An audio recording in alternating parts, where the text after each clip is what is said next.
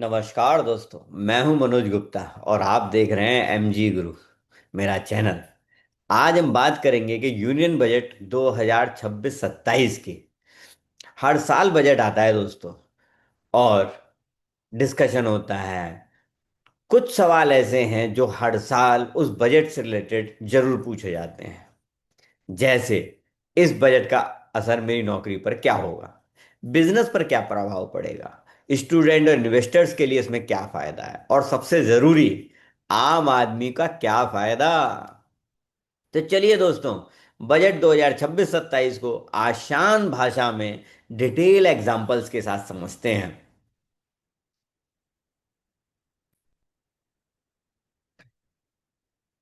2026-27 का बजट कुछ डिफरेंट बनाया गया है। और अगर इसे इस तरीके से कहा जाए कि 2047 के को कुछ ज्यादा ही ध्यान में रखकर बनाया गया है, तो कुछ गलत नहीं होगा। बजट का सबसे बड़ा फोकस है इकोनॉमिक स्टेबिलिटी और ग्रोथ।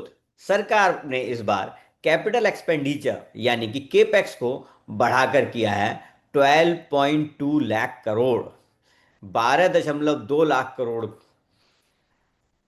का केपेक्स एलोकेट किया है सरकार ने। अब केपेक्स का मतलब क्या होता है? केपेक्स का मतलब होता है सरकार का बड़ा इन्वेस्टमेंट रोड्स पर होगा, रेलवेज पर होगा, एयरपोर्ट बनाने पर होगा और स्मार्ट सिटीज बनाने पर होगा। अब ये सब क्यों करती है सरकार? तो इसको ऐसे समझते हैं, मान लीजिए सरकार ने आपके शहर में नया हाईवे बनाया, तो इससे ऑब्वियस सी बात है आपके शहर के अंदर का ट्रांसपोर्ट और उसकी कनेक्टिविटी और शहरों से बहुत फास्ट हो जाएगी। और कनेक्टिविटी होने से बिजनेस की ग्रोथ होगी, जॉब्स क्रिएट होंगी। यानी कि इंफ्रास्ट्रक्चर पर जो भी सरकार इन्वेस्ट कर रही है, उसको सीधे सीधे रोजगार में कन्वर्ट किया जा सकेगा। इसी तरीके से फिजिकल डेफिसिट टारगेट्स सरकार ने कम करके रखे हैं, और वो है 4.3% ऑफ जीडीपी। अब फिजिकल डेफिसिट क्या होता है? देखिए, सरकार की जो इनकम है वो कम है उसके खर्चों से, तो डेफिसिट तो रहेंगे ही। ऐसे भी समझ सकते हैं, मान लीजिए आपकी सैलरी है 1 लाख रुपीज और खर्चे हैं 1,10,000 के, तो एक डेफिसिट आएगा। क्योंकि गवर्नमेंट एक वेलफेयर स्कीम्स पर फोकस ज्यादा करती है बजाय अपनी इनकम के, तो फिजिकल डेफिसिट क्रिएट हो जाता है। लेकिन अगर हम फिजिकल डेफिसिट को कम कर लेते हैं किसी तरीके से, तो हमारी इकोनॉमी की स्टेबिलिटी बढ़ती है, इन्फ्लेशन कंट्रोल में रहता है, और इंटरनेशनल इन्वेस्टर्स का भरोसा हम पर बना रहता है। इस तरीके से फिस्कल डेफिसिट पर भी अच्छा काम होगा। और हमारी ग्रोथ प्रोजेक्शन इस बार जो गवर्नमेंट ने रखी है, वो अप्रोक्सीमेटली 10% की रखी है। टोटल गवर्नमेंट एक्सपेंडिचर लगभग 53,47,000 करोड़ का है। 53.47 लाख करोड़ का है, में marking a 7.7% increase from the previous year. This budget reflects India's commitment to maintain macro economic stability while accelerating growth momentum.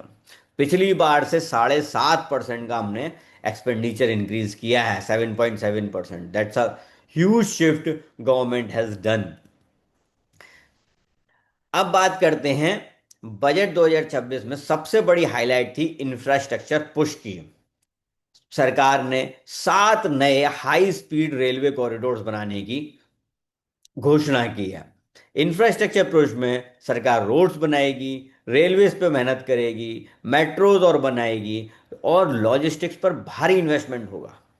अब सोचिए, अगर दिल्ली से जयपुर जाने में 5 घंटे लगते थे और हाई स्पीड ट्रेन से वह सफर सिर्फ 2 घंटे में हो जाए, तो टूरिज्म को कितना बढ़ावा मिलेगा, बिजनेस ट्रैवल कितने बढ़ जाएंगे, और इकोनॉमी की ग्रोथ कितनी फास्ट होगी। आपने देखा ही है, जो जो हाईवे अच्छे बनते जा रहे हैं वहां कनेक्टिविटी बढ़ती जा रही है और लोग आसानी से आ जा रहे हैं। दिल्ली से मथुरा यमुना एक्सप्रेस वे की वजह से सिर्फ 2 घंटे का रह गया है, जो कभी 4-5 घंटे लगा करते थे। इवन फ्रेट कॉरिडोर्स बनाए बनाए जा रहे हैं। फ्रेट कॉरिडोर का मतलब होता है गुड ट्रांसपोर्ट और फास्ट हो जाएगा। जैसे अब क्या हो रहा है कि हमें सेम डे डिलीवरी चाहिए होती है अमेजोन से, फ्लिपकार्ट से, या अपने लोकल वेंडर से भी। अपने लोकल वेंडर से तो घंटों में चाहिए, मिनटों में चाहिए। तो अगर फ्रेट कॉरिडोर्स बने होंगे, यानी कि गुड्स एंड ट्रांसपोर्टेशन इजी हो जाएगा, जगह जगह वेयर हाउसेज होंगे, तो उससे छोटे व्यापारियों को भी बहुत फायदा होगा। इसके बाद बात करते हैं मैन्युफैक्चरिंग एंड स्ट्रेटेजिक सेक्टर्स की। तो इस बार सरकार ने लगभग 7 स्ट्रेटेजिक सेक्टर्स पर बहुत बड़ा बजट फोकस किया है। Semiconductors, biopharma, critical mineral, advance manufacturing, ये सब कुछ पर फोकस करते हुए गवर्नमेंट ने बजट एलोकेट किए हैं। आज दुनिया चिप शॉर्टेज से बहुत परेशान है, इसीलिए सेमीकंडक्टर को पुश किया गया है। Car, mobile phones, AI device, सब पर चिप डिपेंडेंट है। अगर इंडिया चिप ही बनाना शुरू कर दे तो हमारा सबसे पहले जो घटेगा वो इंपोर्ट घटेगा और रोजगार बढ़ेगा। इंडिया टेक्नोलॉजी हब बन जाएगा। दूसरा, बायोफार्मा शक्ति इनिशिएटिव। हमारी फार्मा कंपनी बहुत बढ़िया तरीके से ग्रो कर रही हैं। तो सरकार ने भी हिम्मत दिखाते हुए पूरे 10,000 करोड़ रुपए एलोकेट किए हैं बायोफार्मा के लिए। और कोविड ने हमें ये सिखाई दिया कि वैक्सीन्स और मेडिसिन की एक्चुअल इंपॉर्टेंस क्या है। अगर इंडिया ग्लोबल लीडर बन जाता है फार्मा में, तो इस तरह की कोई भी प्रॉब्लम आने पर हम लोगों की हिस्सेदारी बहुत बढ़ जाएगी। Now, next, move to MSME entrepreneurship support. MSME entrepreneurship support के लिए बजट 2026 में काफी कुछ किया गया है। इसमें सबसे पहले एसएमई ग्रोथ फंड को प्रमोट किया गया है। सरकार ने एसएमई के लिए नया ग्रोथ फंड लॉन्च किया है। एमएसएमई कौन होते हैं? छोटे व्यापारी, लोकल फैक्ट्रीज, स्टार्टअप फाउंडर्स। अगर किसी छोटे व्यापारी को लोन चाहिए तो वो बड़ा परेशान रहता है, तो उनके लिए अब फंड रेजिंग काफी इजी हो जाएगा। Even government had launch invoice financing support. कोई भी स्मॉल बिजनेस जब किसी कंपनी को मटेरियल देता है और पेमेंट आने में समय लग जाता है, तो उसका पूरा का पूरा स्ट्रक्चर चरमरा जाता है। मान लीजिए मैं ही इंडियन रेलवे में मटेरियल सप्लाई करता हूँ या आईओसी में मटेरियल सप्लाई करता हूँ और मेरी पेमेंट टर्म 3 मंथ्स की है या 2 मंथ्स की है, तो मैं आगे का मटेरियल कहाँ से लाऊंगा? उसके लिए गवर्नमेंट ने क्या किया, इनवॉइस फाइनेंसिंग सुविधा शुरू की, जिससे कि आपको इमीडिएट बेसिस पर इनवॉइस जो आपने बनाई थी, डिलीवर किया, वो पैसा आपको मिल जाए। जब भी कंपनी उसको पे करेगी तब आप उसे पे बैक कर सकते हो। इसके बाद बात करते हैं एग्रीकल्चर और रूरल डेवलपमेंट की। बजट में अगर कोई चीज बहुत बढ़िया तरीके से बढ़ाई गई है तो वो है एग्रीकल्चर एलोकेशन। इस बार बजट में 1.63 लाख करोड़ का एग्रीकल्चर एलोकेशन है। सरकार फोकस कर रही है हाई वैल्यू क्रॉप्स पर, जैसे कोकोनट हो गया, कैश्यू हो गए, काजू, सैंडलवुड हो गए। क्योंकि बड़ी सिंपल सी कैलकुलेशन है। अगर आप गेहूं, चावल, दाल उगाते हो तो आपके प्रॉफिट बड़े लिमिटेड होते हैं, लेकिन उनकी जगह अगर आप सैंडलवुड उगाते हो, कोकोनट उगाते हो, कैश्यू उगाते हो, चेस्टनट उगाते हो, ऑब्वियस सी बात है आपकी अपनी क्रॉप की जो वैल्यू मिलेगी वो बहुत ज्यादा मिलेगी। इसके अलावा एक फार्मर्स के लिए मल्टीलिंगुअल एआई टूल लॉन्च कर रही है गवर्नमेंट, जिसका नाम है भारत विस्तार एआई टूल। इस एआई टूल की हेल्प से किसान रूरल एरियाज में भी टेक्नोलॉजी की सपोर्ट से अपनी फसल को समझ पाएंगे और अगर उसमें कोई प्रॉब्लम है तो उसे सॉल्व कर पाएंगे।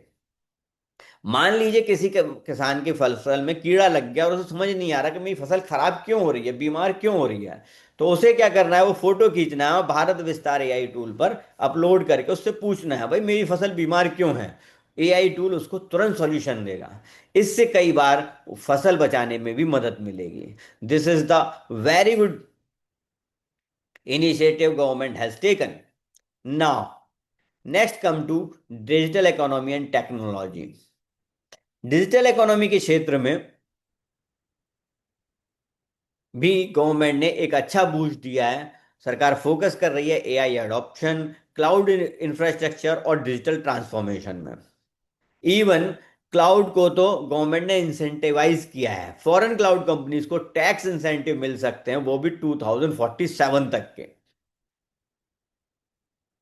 गूगल क्लाउड, एडब्ल्यूएस, माइक्रोसॉफ्ट एजोरे जैसी कंपनियां इंडिया में डेटा सेंटर्स लगाएंगी, जिससे टेक में जॉब्स बढ़ेंगी, डिजिटल सर्विसेज चीप होंगी, और ओबियस सी बात है कि हम मार्केट लीडर के रूप में सामने आएंगे। तो इस तरीके से टैक्स हॉलीडेज डे के इंडिया डिजिटल इंडिया 2.0 स्टोरी शुरू की जा सकती है। Now next come to taxation and market reforms. अब बात करते हैं टैक्स की। इनकम टैक्स लैक्स में बड़ा चेंज नहीं हुआ है, यानी आम आदमी के लिए राहत लिमिटेड है। और एक बुरी खबर यह भी है कि एसटीटी इंक्रीज कर दिया गया है फ्यूचर एंड ऑप्शंस पे। एसटीटी का मतलब होता है सिक्योरिटी ट्रांजैक्शन टैक्स। अगर आप स्टॉक मार्केट में एफएनडो ट्रेडिंग करते हैं तो आपकी ट्रेडिंग कॉस्ट थोड़ी बढ़ जाती है। यह कदम एक्चुअल में एफएनडो को, स्पेकुलेशन को कम करने के लिए लिया गया है, लेकिन बहुत सारे लोगों को ये बुरा भी लग रहा है। तो कुछ चीजें कई बार हमें अच्छी नहीं लगती हैं, लेकिन ये एक्चुअल में इसलिए ताकि हमारा पैसा बर्बाद ना हो। So this was the budget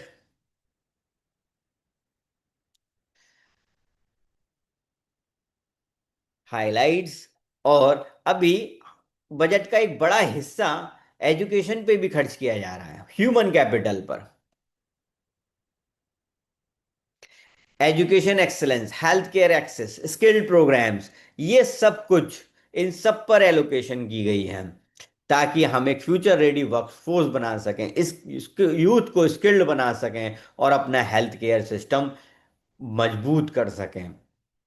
अगर इंडिया को मैन्युफैक्चरिंग हब बनना है दोस्तों, तो स्किल्ड इंजीनियर्स और टेक्नीशियंस की बहुत ज़्यादा ज़रूरत होगी, और ये तभी पॉसिबल है जब हम एजुकेशन पर पैसा खर्च करें।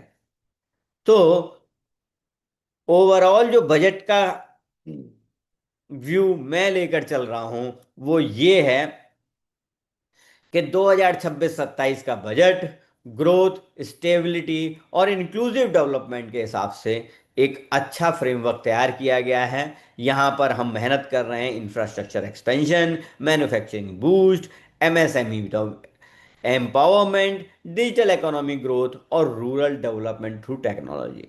यह बजट इंडिया को लॉन्ग टर्म सस्टेनेबल ग्रोथ की तरफ ले जाने की कोशिश कर रहा है। तो दोस्तों, ये था मेरी तरफ से बजट ब्रेकडाउन। अगर आपको लगता है कि मैंने कुछ हद तक क्लैरिफाई किया कि इस बजट में क्या अच्छा था और क्या गड़बड़, तो आप मेरे वीडियो को लाइक करना ना भूलें। कुछ जिसको बजट नहीं समझ आ रहा उसे शेयर जरूर करें। लास्ट में चलते चलते मैं आपको बताना चाहता हूं कि हमारा फिजिकल डेफिसिट टारगेट 4.3 करोड़ कर दिया गया है, जो कम है। कैपिटल एक्सपेंडिचर हम 12.2 लाख करोड़ का करने वाले हैं, और जीडीपी ग्रोथ हमारी 10% की कोशिश रहेगी। ये थोड़े बड़े टारगेट्स हैं, लेकिन अपनी बाउंड्रीज को पुश करना ही तो हम भारतीयों का काम है। तो आज के लिए इतना ही। आपने मुझे सुना, इसके लिए बहुत बहुत धन्यवाद। मुझे प्यार देने के लिए धन्यवाद। जय हिंद, जय भारत।